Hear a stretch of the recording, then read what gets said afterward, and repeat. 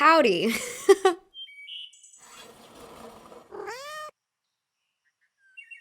Howdy, my name is Mina Le, and if you're new here on this channel, we talk about cultural commentary, media analysis, fashion history, all that fun, good stuff. Today, I want to talk about the cultural shift that I have been sensing, noticing, observing for a couple years now. Has anyone else noticed this? The influx of cultural references from America's Midwest and suburbia as of recent? I'm not just talking about like TikTok, Gen Alpha, Brain Rot, Ohio Rizzler type of stuff, though, you know, if you have no idea what that is, feel blessed. I'm a Sigma and I risk too hard cause you know it's so high anyway. I just think that there's been, for some reason, an emphasis on the Midwest. For those of you who watch me who don't live in America, you might be saying, Mina, America has always been culturally very dominant. What are you talking about? Nothing's new. But I raise you that it's usually the city cultures of New York and Los Angeles that get exported out. Brendan Holder pointed out this phenomenon in an essay he wrote on Substack a few months ago that I really loved. He writes, when I travel, I notice how folks from New York and LA are quick to tell you that they are from those particular cities rather than America, the country, as if their habitation of a coastal city protects them from the perceived stain of America. And maybe it does. But what is worth remarking on is the pride in the current mainstream from other regions of America, regions that have not been historically blue. Yeah, over the last few years, there has been a significant rise in country music, as well as rural and suburban aesthetics in fashion, including workwear and camo. And none of this is entirely new. We'll get all into the history because I know you love that. For the last couple years, America was not very popular, or at least like the American countryside of it all was not very popular. I went to school in Canada and in Australia. I went to college there. So basically for like 4 years, I wasn't really integrated in American society. And just even like noticing the way that people would talk about America in these countries, it was always like, ew, America, but also like combined with like a sense of awe. But like mostly like the question was, what is happening in your country? And it was kind of embarrassing to say that I was from America. Let's not do any more questions. Let's just listen to music. Let's make it into a music. And I feel like even for people, my friends who stayed in America during that time, it was embarrassing for them to admit that they were American too. But now I feel like there's a lot of American pride going on, and I want to explore the question, what is going on that's propelling this cultural shift? Let's get into it.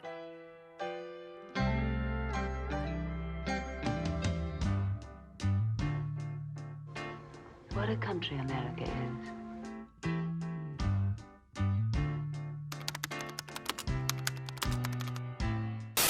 When I started YouTube, I had no idea it would actually go on to become an actual career, and I'm so thankful. But, you know, I was never taught financial literacy at school, and since becoming an adult, and also with now running my own business, I've really had to get a grip on what I'm spending my money on and how I need to be saving. Today's sponsor, Rocket Money, is a platform I use. It's a personal finance app that helps you cancel subscriptions, lower bills, build a custom budget, and manage your money better overall. The canceling subscriptions tool is especially helpful because I have multiple cards and I'm not the best at looking through my bank statements on a consistent basis. So unfortunately, I have absolutely fallen into the trap of renewing subscriptions that I no longer want. What's helpful is that Rocket Money organizes all your subscriptions on a page, which makes it just so much easier to see what's slipping through the cracks and eating out of your monthly budget.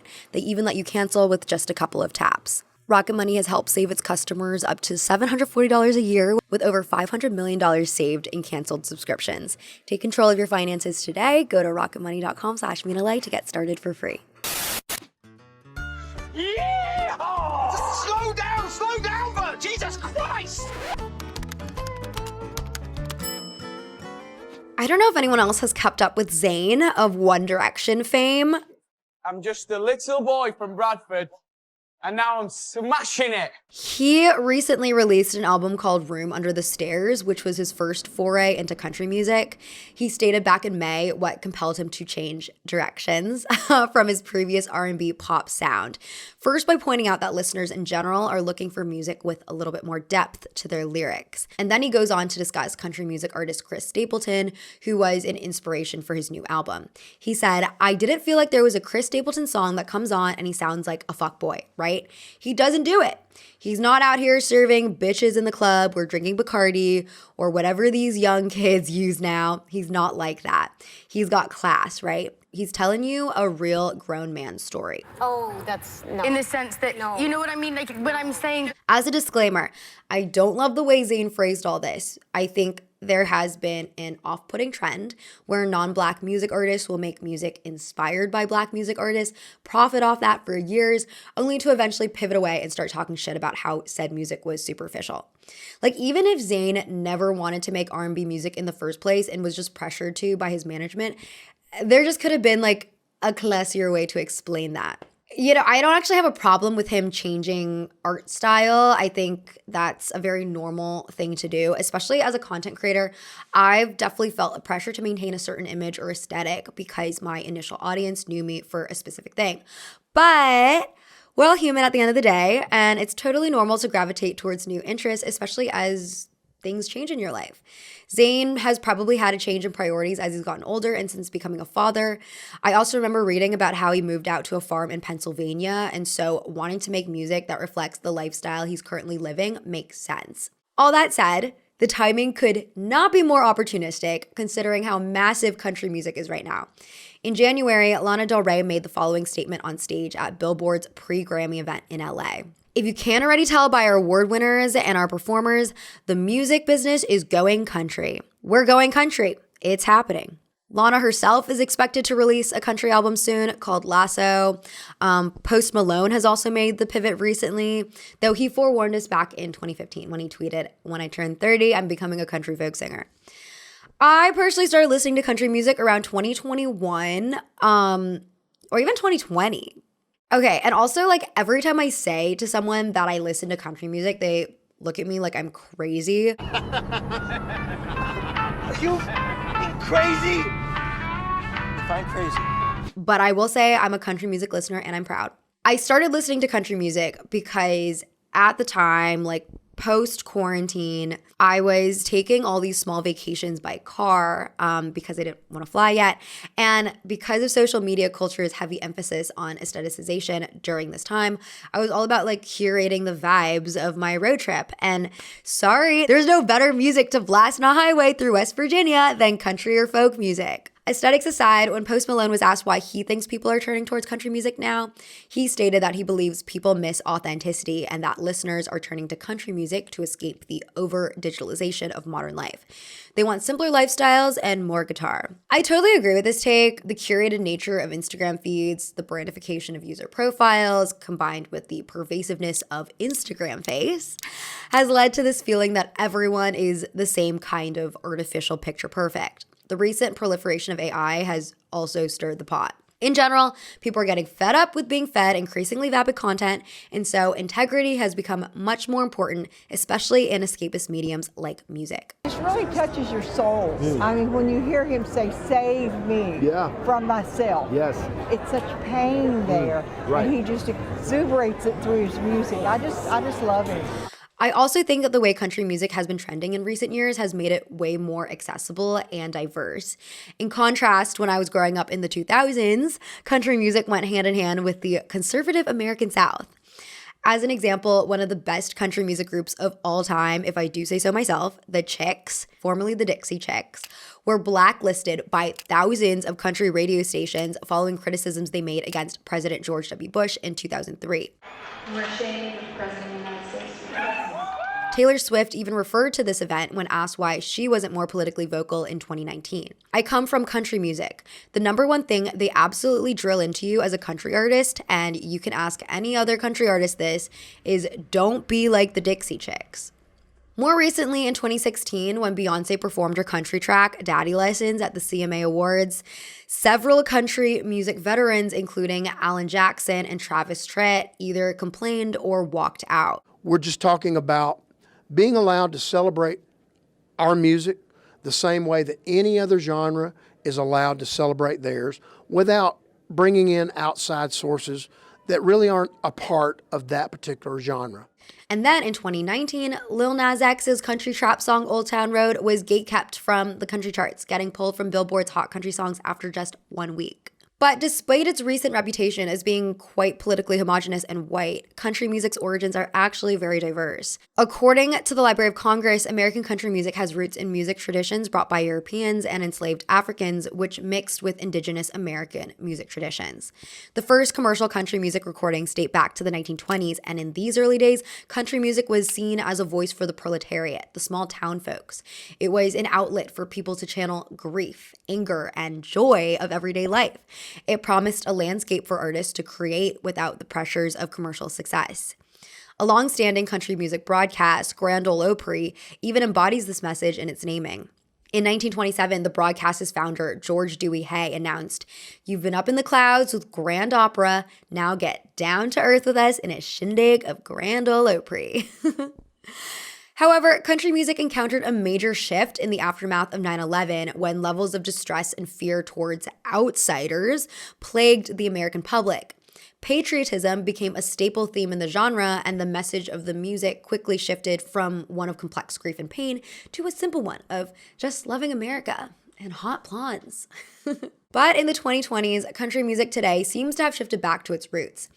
Admittedly, even though the sound has gotten more complex given new technology, its old tradition emphasizing vulnerable personal lyrics has made a comeback. I hope no one's in too good of a mood. I wrote a super sad song one time. I hope you guys don't hate it. From Zayn's interview, it seems like it's these personal lyrics that resonated with him and ended up making the country music genre feel palatable for him to explore, despite being a British citizen. Another Brit, Ed Sheeran, echoed this sentiment, telling Billboard in 2023 that he would love to transition into country, adding, "I love the culture of it. I just love the songwriting. It's just like brilliant songs." Or it could be that, on a general level, artists have more freedom to experiment now than ever before. The Core Entertainment co-founder Kevin Chief-Zarek says that younger music listeners don't put music in a box, and noted country music artist Billy Zimmerman's November duet with the Jonas Brothers. He says, "For years, country fans didn't really listen to hip-hop and rap fans were not listening to country. We're genreless now." Yasmin Williams wrote for The Guardian about how Beyoncé seems to follow this line of thinking. Ahead of Cowboy Carter's release, Beyoncé stated that the album was a Beyoncé album, not a country album. At the beginning of her song Spaghetti, there's an interlude by Linda Martell, the first Black female solo artist to play the Grand Ole Opry. Martell goes, "Genres are a funny little concept, aren't they? Yes, they are. In theory, they have a simple definition that's easy to understand. But in practice, well, some may feel confined." Of course, not everyone in the country music fandom is happy with all these non-country music artists experimenting with the genre. Some of the criticisms have been outwardly racist towards Black music artists, and other criticisms are that artists are not writing enough of their own songs, or they're too Nashville, aka too pop. But regardless of what the gatekeepers say, country music is bigger than ever and more inclusive than ever. According to Billboard, country music in 2023 experienced its biggest growth spurt in more than 30 years. To be fair, country music was already on the course for a revival in the late 2010s. Lil Nas X's Old Town Road, as I mentioned, topped the Hot 100 charts in 2019. And in the same year, Solange Knowles came out with her album, When I Get Home, which, while not a country record, did focus on the historical image of the Black cowboy. Again, in 2019, Cardi B appeared on stage wearing a glittering pink cowboy ensemble, complete with chaps. And Mitski also came out with her album, Be the Cowboy, which was meant to discuss her feelings of isolation and fame, but also to be a celebration of coming back to her authentic self. There's also the yeehaw agenda, an internet meme phenomenon that came about in 2019.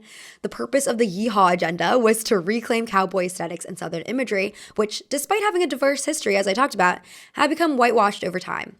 All these factors led Carl Wilson to write for Slate in March this year. If the coronavirus pandemic hadn't struck in 2020, in fact, I wonder if we might have seen last year's country breakout come along a bit faster. But I think it's important to point out that during the pandemic, a lot of younger people were streaming way more music while at home, including country music, which Wilson admits. Also, a lot of people moved back to the suburbs and rural areas during the pandemic, which I think encouraged the desire for a slow-paced, grounded lifestyle, the kind that's sung about in country music. According to The Economist, for city folk stuck in matchbox apartments, the tunes represent bucolic freedom without the inconveniences of rural living. Slower Wi-Fi, no food delivery apps. I often wonder how many of those city folk were the ones who temporarily moved back home to suburbia during quarantine. And I'm sure that even if they didn't, the numerous cottagecore-esque sourdough baking TikTokers probably planted the seeds of romanticized slow living. And then come with me. I'll drop you somewhere in the suburbs, untouched. Untouched in the suburbs? Oh, no. No, that doesn't intrigue me at all.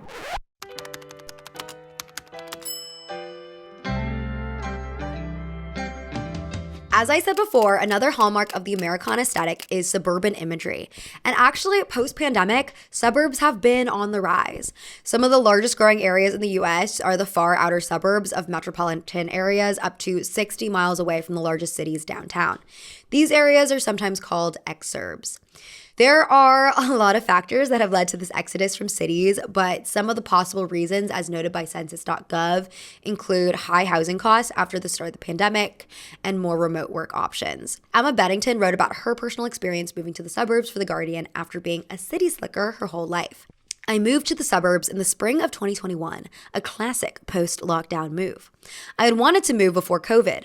The bed shook when buses went past, and the frequent drunken meltdowns on our conveniently located doorstep left me awkwardly squeezing past sobbing strangers to take the dog for his late-night pee, muttering, "Sorry, could I just?" I had the noise abatement team on speed dial and a throbbing vein in my eyelid. Arriving here, where semis with gardens meet the green belt and cows graze by the big Sainsbury, was like the switch to color in The Wizard of Oz, combined with the moment my noise-canceling headphones kick in, relief and wonder. I have a feeling we're not in Kansas anymore.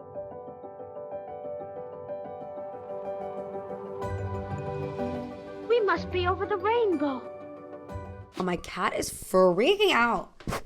Can you please? Can you stop screaming? Can you stop screaming? Reading that piece, I totally get where Emma is coming from. You know, I love New York, but also am super overstimulated every time I leave my apartment.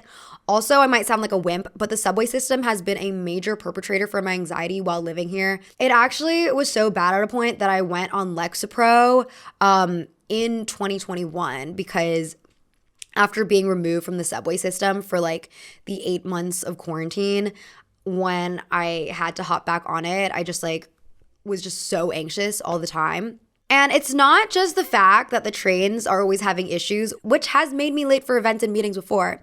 I just feel like I'm always on high alert while taking them. It's really messed up, but I do know multiple people who have been in the station or on a train car with a person waving around a gun and threatening to shoot people. And I'm also like always scared that someone's gonna push me onto the tracks while I'm standing on the platform. So I'm like, it's a disaster. All this, though, could spark a desire for some people to indulge in the seemingly wholesome American idyllic and the Americana aesthetic. This Americana aesthetic is overtly linked to mid-century middle-class suburbia with imagery including manicured lawns, apple pie, vintage cars, 4th of July fireworks, and American kitsch illustrations like the works of J.C. Leyendecker and Norman Rockwell. It's important to note that there is an obvious issue with whitewashing American culture here. Aesthetics Wiki notes most people would put jazz or hip-hop aesthetics in separate categories from Americana, despite both genres being uniquely American in their origins, promulgation, and current praxis. Similarly, juggalos and the Amish do not fall under the Americana umbrella, though yeehaw might. We can actually trace the nostalgia for a specifically white, homogenous version of the white picket fence 1950s America back to the 1980s, a period of time that followed the chaos and turmoil of the 1960s and 70s. One of the highest grossing films in the 1980s was Back to the Future, which not so subtly yearned for the Eisenhower administration. Who's president of the United States in 1985? Ronald Reagan. Ronald Reagan, the actor? Back to the Future is a time travel movie that takes place in the fictional town of Hill Valley, California during two periods, the present day in 1985 and the past in 1955. From the beginning of the movie, the main character, Marty, is tired of his mundane lower middle class lifestyle. Jason Diamond writes about it in his book, The Sprawl. Marty's life in Hill Valley is unfulfilling. His brother works at Burger King, his sister doesn't seem to do anything, his dad is a nebbish with some low-level number-crunching job, and his mom is a burned-out housewife who likes to start cocktail hour a few hours earlier than she should. In 1985, Hill Valley is depressed, trash is everywhere, and the movie theater is showing pornography. When Marty travels back in time to 1955, on the other hand, he ends up in an idyllic version of his home city. Everything is shiny and new. Residents are happy. The theater is showing a real movie, Cattle Queen of Montana, starring Barbara Stanwyck and Ronald Reagan. In his book, Back to the 50s, Michael Dwyer explains that the film's nostalgic look at 1955 is so appealing because of its complete absence of the 60s. He writes, in 1955 Hill Valley, there is no trace of feminism, civil rights for racial minorities, student demonstrations, or, until Marty's impromptu guitar performance at the school dance, rock and roll. While one might argue that these cultural and political movements were not fully formed by 1955, at the very least, one must acknowledge that they, and the tensions to which they responded, were not completely absent. Beyond being set in a pre-60s America, Back to the Future simply does not allow for the possibility that the 60s might ever occur. Many critics blame this idealization of the 1950s on the conservative Reagan administration, which tried to instill in America uncomplicated and untroubled notions of home, family, gender, nation, and morality. However, not all romanticization was nefarious. Dwyer points out that teenagers of the 70s and 80s were interested in the 1950s because they saw the time period as the birth of counterculture, as evidenced in a 1972 issue of Life magazine, which announced the wacky revival of the 50s on college campuses. Whatever the case, 1950s nostalgia could be seen in numerous media: American Graffiti, Grease, Footloose, the Golden Oldies radio format, Bob Seger's Old Time Rock and Roll, etc. Dwyer actually counted over 90 Hollywood films produced in the 70s and 80s that were set in the 1950s. But as Dwyer mentioned earlier, many of these media products were mythical depictions of the 1950s, and in reality, there were political tensions brewing that eventually culminated into the 60s. Even beyond the civil rights, writers of the 60s criticized 1950s suburbia for just being boring and monotonous. For example, in 1961, writer Lewis Mumford wrote that the suburban existence is an encapsulated life, spent more and more either in a motor car or within the cabin of darkness before a television set. Soon, with a little more automation of traffic, mostly in a motor car, traveling even greater distances under remote control so that the one-time driver may occupy himself with a television set, having lost even the freedom of steering wheel. Canadian journalist, activist, and pioneer in urban studies Jane Jacobs stated something similar in a 1962 interview published in Mademoiselle.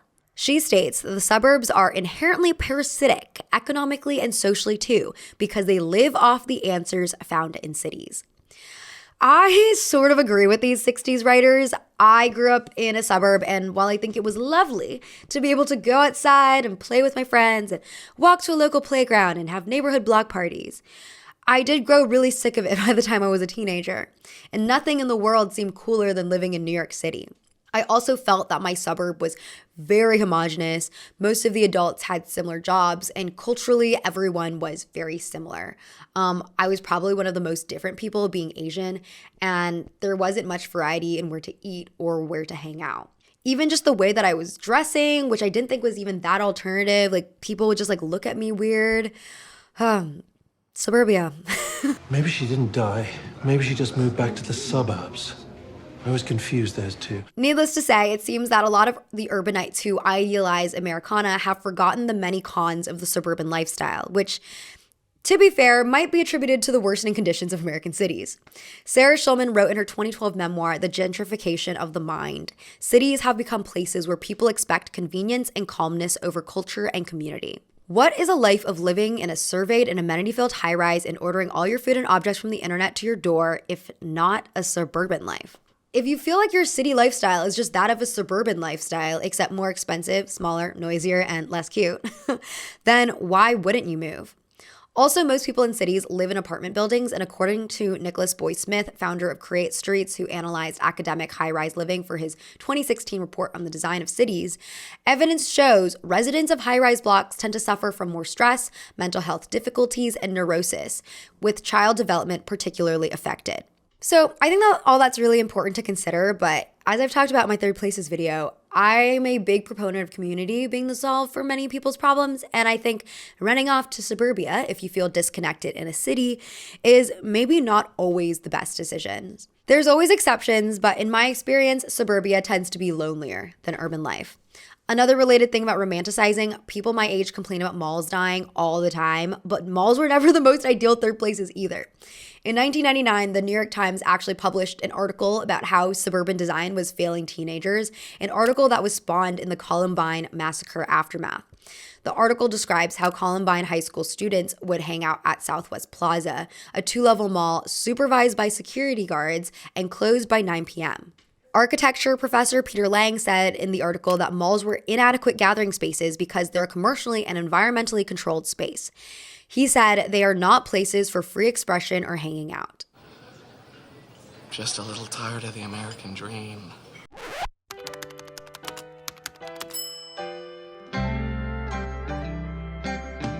A month ago, Helena Eberle wrote an essay about the Americanization of the internet in an essay called Soft Power Americana. In it, she sums up her algorithm over the last few weeks. There's viral sorority rush recruitment drives, the constant debate about British versus American food, stan culture for America's sweethearts, Chappell Roan and Taylor Swift, relentless coverage of the New York cool girl scene, and of course the rumble of the US presidential election. She goes on to explain the term Americanization, which is a geopolitical strategy to cement the US's influence worldwide through cultural soft power. One way America implements this strategy is via the movies. For example, in 1947, Gerald M. Mayer, who was head of the International Division of the Motion Picture Association, explained, "Scenes laid in American kitchens, for example, have probably done as much to acquaint the people of foreign lands with American electric refrigerators, electric washing machines, egg beaters, window screens, and so on as any other medium."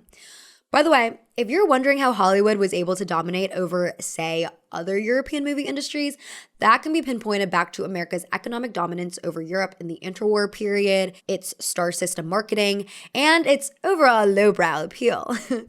What I mean by that last point is that at the time, the European film industry was very snobbish, which didn't translate well into a mass media form. In contrast, America's film industry had broader appeal to the regular middle and working class by way of being vulgar and making fun of elite culture. Also, according to Reinhold Wagnleitner in his book Coca-Colonization and the Cold War, Hollywood also created a pictorial grammar that could be understood by more than one national context, a result of needing to captivate America's numerous ethnic groups. Of course, the US government quickly became hip to Hollywood's potential in foreign markets, which resulted in leading manager of Warner Brothers, Joseph H. Hazen, to say in 1943, "The motion picture is truly an invisible arm of our government, and the industry has dedicated itself to an everlasting cooperation in the present fight and in the future peace." The American motion picture as a national and international force is a phenomenon of our own generation. We've seen it reflect our civilization throughout the rest of the world.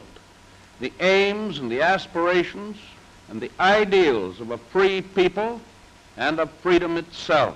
In the weeks and the months that lie ahead, we in Washington know that we shall have your continued aid and support. To give an example of Hollywood's geopolitical intervention, leading up to Italy's 1948 parliamentary elections, large U.S. distribution firms formed a consortium and saw to it that all U.S. weekly newsreels, documentaries, and propaganda films were massively disseminated in order to defeat the Italian communists. What's really interesting, though, is that it wasn't the explicit propaganda films that won over the public, it was the narrative films. Chief correspondent of the New York Times in Italy, Arnold Cortese, reported in 1949, especially popular was Ernst Lubitsch's comedy Ninotchka, in which Greta Garbo and Melvyn Douglas deliver a pointed satire about communism. A disappointed Italian Communist Party functionary realized defeat when he saw it. What licked us was Ninotchka. Now, some of America's cultural exports are definitely worse than others for the importing countries. And to bring it back to Americana media, I don't think something like country music is that damaging in comparison to like Coca-Cola. And yes, if you're wondering, the genre has been finding success in global markets in recent years. According to data released by the Country Music Association, between 2020 and 2022, streaming of country stars rose by almost 50% in the UK. And one record label surveyed by The Economist plans to spend a fifth of its country music marketing budget to attract new listeners in Australia, Canada, Germany, and Sweden. My hot take, I could be swayed otherwise, but so even though I don't think country music is that detrimental to global society, I do think that we should still consider the repercussions of existing in a mostly American culture online, especially as the dominant American culture still centers whiteness, patriarchy, and capitalism. Helena draws parallels between the American dream and what the internet has become: avaricious, individualistic, and driven by profit, dominated by venture capitalists and disruptor entrepreneurs like Musk. Communities siloed off into algorithmically filtered echo chambers, which constantly feed us content designed to make us the most extreme versions of ourselves. Patriotism swells in the heart of the American bear.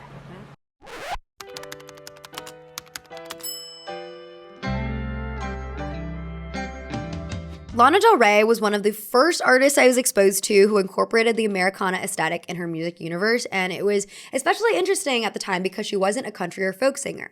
To give a sort of layout of my psyche in the early 2010s, it was really hard for me to connect with country music since the country music that was circulated on radio stations was the post 9/11 bro country music that alluded to cheating on wives and slinging guns. And also because I look like this, you know. But Lana Del Rey's visuals and lyrics about being a sad girl was relatable to a regular online teen girl like myself. Her universe wasn't explicitly white either. Her famous national anthem music video cast A$AP Rocky in the role of President JFK. According to Douglas Markowitz for the Miami New Times, Lana channeled an abstraction of the real American dream, one which has nothing to do with homeownership and everything to do with fame and romance without complications. In Lana's world, the American dream means luxuriating in one's ego, not having to think about anything but yourself. It's a dream that could only result from an existence as isolated as one goes through in suburbia. And with more than half the country living in the suburbs, it's easy to imagine why Del Rey's music has resonated with so many American teens who tend to be disenchanted with suburban living. As I said before, there's a significant lack of third places, you have to drive everywhere, and the only accessible entertainment comes from television and the internet. Del Rey and other young artists who've made work discussing the malaise of suburban living are also very influential in the fashion space. It's unsurprising as we know that fashion trends tend to be instigated by young people who I think tend to be more parasocial with celebrities. For example, there's been a big emphasis on camel print lately, which has coincided with Chappell Roan's Midwest Princess Tour. According to Casey Lewis, who tracks Gen Z trends, the camo hoodie from Abercrombie's men's section in particular has been getting traction on TikTok. I do want to point out that camo print is not necessarily new. According to fashion historian Jennifer Craik in her book From Military Uniforms to Codified Civility, camo print was worn as streetwear as far back as the Vietnam War era. The print was worn ironically in protest of the war. Through the trickle-up effect, camo grew to enough mainstream popularity that by 1971, Vogue published its first article on camouflage print clothing, saying it's a functional, practical, good-looking print and just as wearable as the everyday blue jean. Camo print became fashionable once again in the 90s and 2000s, influenced by hip-hop culture. Starting around the 1980s, rappers and skaters would shop at Army/Navy surplus stores to find inexpensive clothes that were durable, long-lasting, and gave the wearer a feeling of tough masculinity. Though its military origins will never be fully absent, I think that when we look at camo today, we think less of the soldier and more of a conservative American Midwesterner due to the print's popular usage in hunting garb.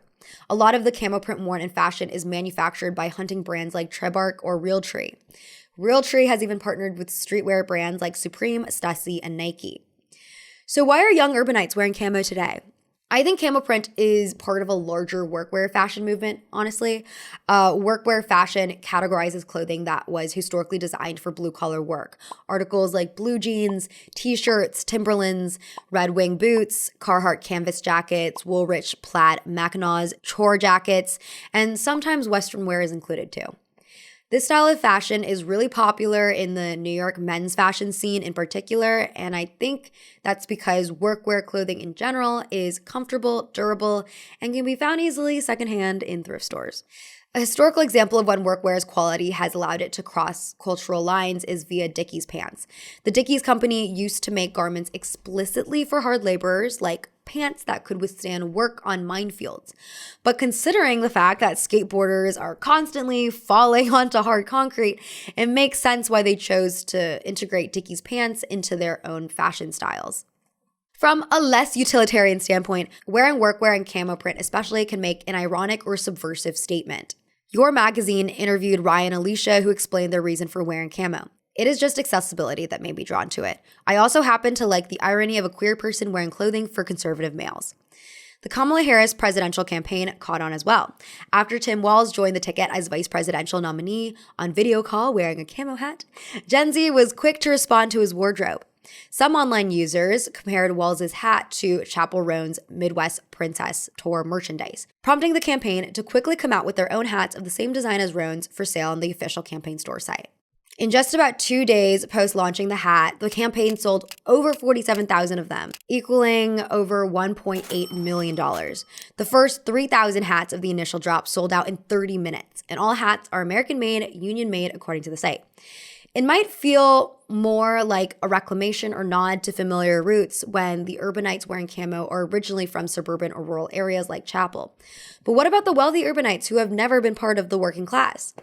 According to a March 2024 Vogue article by Hannah Jackson, earlier this month, Hailey Bieber drove to dinner in Beverly Hills in her Tesla Cybertruck wearing a work jacket that retails for $1,700.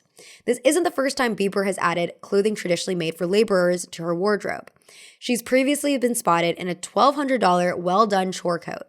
It's no wonder celebrities including Bieber, Jaden Smith, Kaya Gerber, and Brooklyn Beckham have all bought into the trend. I personally wouldn't go so far as to say this is cultural appropriation because none of these celebrities are mocking the clothes. UK writer Katrin Brooke adds, working class people, so far as they can be identified, have no affection for workwear itself and do not particularly care that it's worn by others. After all, you can only get your hands on the real thing by working for it, and the working classes are having the last laugh. But that's not to say that clothing doesn't carry political meanings, and it can come off in poor taste to wear a luxury dupe of a work garment. Rich people have always been able to pick and choose whatever clothing they want to wear and reap little consequences for it. So it's understandably annoying to see someone cosplay poor. There have been some cases where the fashion industry has tried to reconcile its behavior of stealing design elements from lower classes by engaging in philanthropy, though with varying success. For example, Heron Preston's partnership with the New York Sanitation Department. In 2016, Preston created a clothing line called Uniform, in which he repurposed old sanitation worker uniforms. The line was produced in cooperation with the New York Sanitation Department, and proceeds from the line went to the Foundation for New York Strongest. The line was also made to raise awareness for the 0x30 campaign, which is an initiative that aims to send at least 90% less waste to landfills in New York City by 2030. Wonder how we're doing on that. While well-intentioned, Lauren Morales-Snow criticized the promotional event for not raising awareness around the actual work and life experiences of sanitation workers, and also pointed out that none of the workers were asked to formally speak at the event. As evidence of the event's superficiality, Andrea Denhode reported for The New Yorker that the fashion industry guests threw away their disposable cups into the plastic recycling bin. She writes, a sanitation employee watching them mentioned that the cups were actually made of a special plastic that was meant to be composted, not recycled. That batch of recycling, he said, was now contaminated and would likely end up in the trash.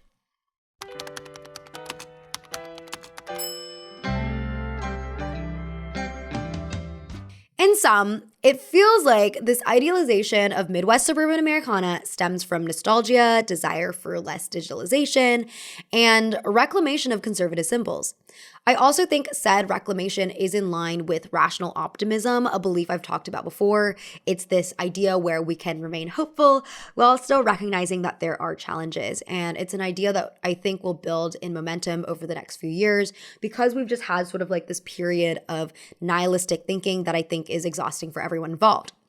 There's also a recent New York Times analysis by Michelle Cottle that reports Gen Z is more passionate about social issues than specific candidates or loyalty to a political party.